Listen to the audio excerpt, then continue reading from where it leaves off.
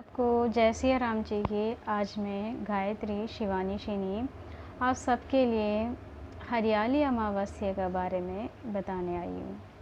हरियाली अमावस्या में हम किस उपाय से क्या करके महादेव और पितृगणों को खुश कर सकते हैं, इसके बारे में थोड़ी सी जानकारी देती हूँ। हरियाली अमावस्या श्रावण मास का अमावस्या को कहते हैं। ये इस साल में अभी अगस्त 7 तारीख को आज से मतलब 7:11 से शुरू हो जाएगा और कल 8 तारीख को 7:20 में ख़त्म हो जाते हैं। तो 8 तारीख को ही हम पितृ दर्पण का तीयति मानते हैं। तो 8 तारीख को पितृदर्पण करने से पहले संपूर्ण स्नान बता गया है गरुड़ पुराण में।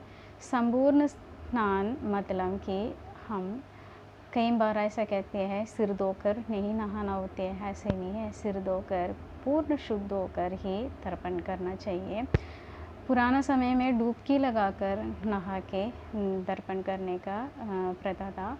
अब तो अपने घर पे ही नहाते हैं, नहीं तो तीर्थ स्थानों में नहाते हैं। तो तीर्थ स्थानों में नहाने वाले लोग भी जो संपूर्ण स्नान करके पितृदर्पण करके पितरों को संतुष्ट करने के लिए उनका पूजा तर्पण सब कुछ करके उसके बाद जिस व्यक्ति के लिए हम दर्पण किया था उनका नाम लेकर शिवलिंग पर जो कहते हैं, हमारा पुराण कहते हैं, हमारा 21 पीढ़ियाँ जो होते हैं हमारा पितृलोक में।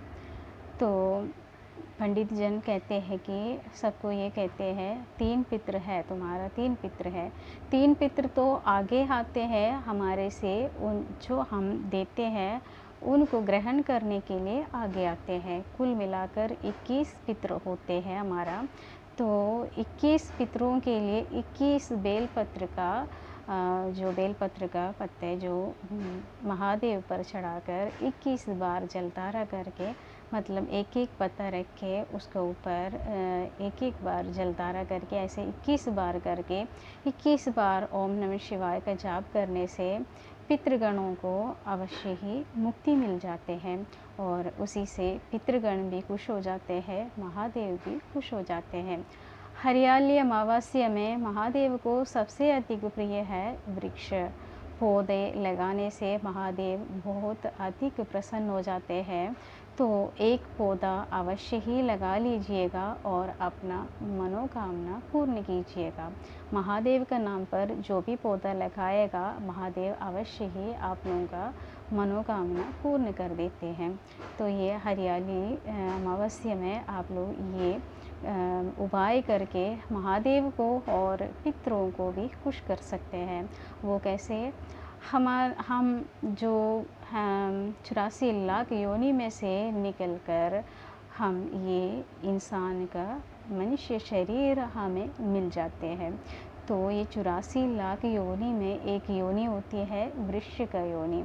तो हम उसी दिन एक पौधा अवश्य लगाने से हमारा पितृ भी खुश हो जाते हैं, महादेव भी खुश हो जाते हैं, वो हमारे लिए फलप्रदायक हो जाते हैं।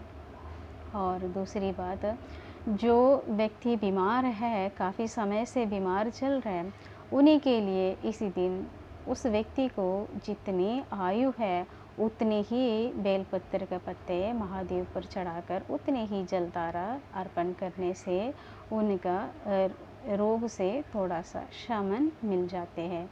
ये नहीं है पूरी तरह स्वस्थ होना, वो तो आपका विश्वास के ऊपर है। लेकिन लंबे समय से आप बीमार थे तो उसमें आपको ज़रूर परिवर्तन नज़र आ जाएगा, क्योंकि बहुत कम ही आप उसका प्रभाव देखने को मिल जाएगा। और दूसरी बात, जिन घर पे पैसा बहुत आते हैं, किसी चीज़ का कमी नहीं है, तो पैसे आते हैं लेकिन टिकते नहीं हैं, जाते कहाँ है ये पता नहीं चलते हैं।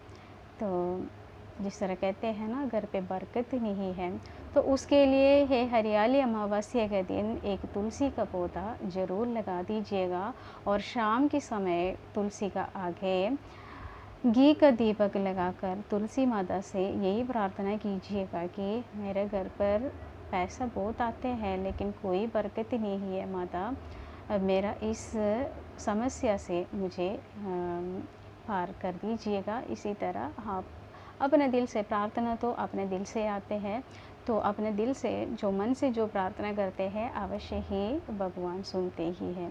तो तुलसी मैया का आगे इसी तरह प्रार्थना करने से आपका समस्या ज़रूर सफल हो जाते हैं। और जिस व्यक्ति को जॉब के लिए जो तरस रहा है, जॉब नहीं मिल रहा है, सरकारी हो प्राइवेट हो, कोई सा जॉब मिल जाए ये सोच के कहीं इंटरव्यू दे के आते हैं लेकिन जॉब नहीं मिल रहा है, वो लोग क्या करना चाहिए, इसी दिन गौ माता को हरा चारा ही देना है, दूसरा नहीं, हरा चारा डालकर गौ माता का खान में अवश्य ही अपना समस्या को बता दीजिएगा। आपकी समस्या पूर्ण रूप से समाप्त हो जाएंगी और संपन्न कर देंगी गौ माता। आपको प्राइवेट नौकरी या सरकारी नौकरी अवश्य ही मिल जाएगा। तो ये छोटे छोटे उपाय करके आप लोग अपना जो जीवन में जो समस्या है ये इसका निरूपण कर सकता है और खुद को भी संतुष्ट पा सकते हैं और अपने पितरों को भी मुक्ति दिला सकते हैं, महादेव को भी खुश कर सकते हैं। और मेरे छोटे छोटे उपाय आप लोगों को पसंद आ गया तो करके ज़रूर देख लीजिएगा। तो पसंद आ गया तो लाइक और सब्सक्राइब और शेयर भी कर लीजिएगा और नहीं पसंद आया तो डिसलाइक भी कर लीजिएगा। हर हर महादेव।